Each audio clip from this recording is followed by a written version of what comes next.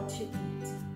Unfortunately, in today's fast-paced lives, we are forced to eat packaged meals that have been sitting on shelves not only for days, weeks, and months, sometimes even for years.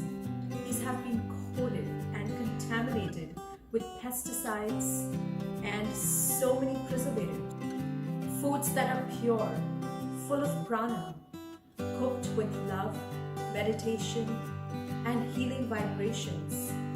They give us much more than just satisfying our taste buds. In this Prana series, I welcome you all to join us at the Standford University to learn some simple but nourishing recipes that are full of life and prana. Let's increase the vitality and put the life back